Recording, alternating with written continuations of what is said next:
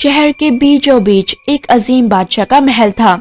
بلند میناریں، سنہری دروازے اور باغات جن میں ہر وقت پھول کھلتے رہتے تھے۔ اس بادشاہ کی 3 بیٹیاں تھیں، 3 شہزادیاں جو شان و شوکت اور ناز و نعیم میں پلی بڑی ہوئی تھیں۔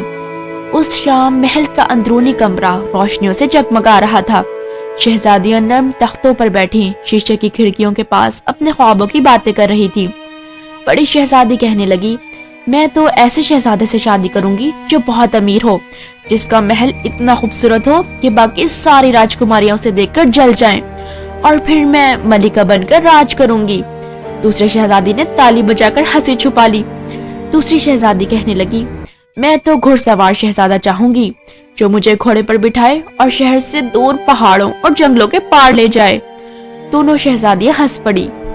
کمرے کے ایک کونے میں تیسری شہزادی خاموش بیٹھی تھی۔ اس کا نام تھا شہزادی کلثوم، سب سے خوبصورت لیکن سب سے زیادہ سنجیدہ۔ وہ دھیرے سے بولی، اس کی آواز نرم تھی مگر الفاظ بہت گہرے۔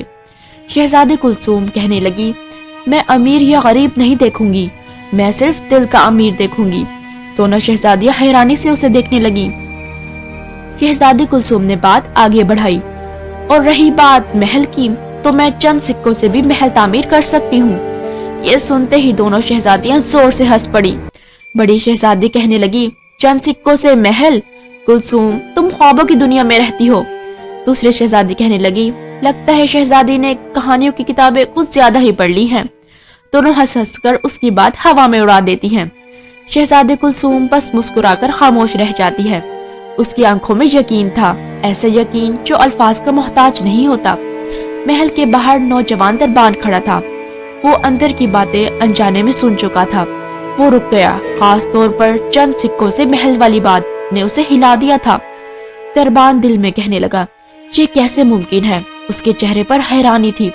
شہر کے دوسرے سرے پر ایک اور شاندار محل تھا، جہاں رہتا تھا شہزادہ ظفر، عقل مند، تہذیب پسند اور حقیقت کو پرکھنے والا شہزادہ۔ دربان وہاں پہنچ کر ہنس ہنس کر دوسرے سپاہیوں کو بات سنا رہا تھا۔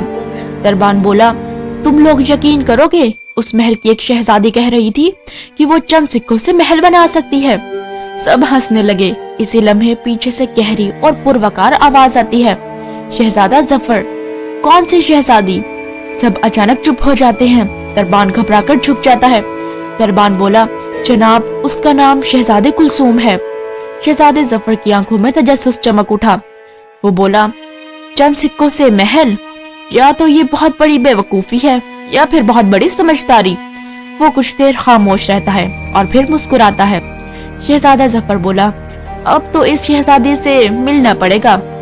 آگے کی کہانی جاننے کے لیے ہمارے چینل کو لائک، شیئر اور سبسکرائب کریں۔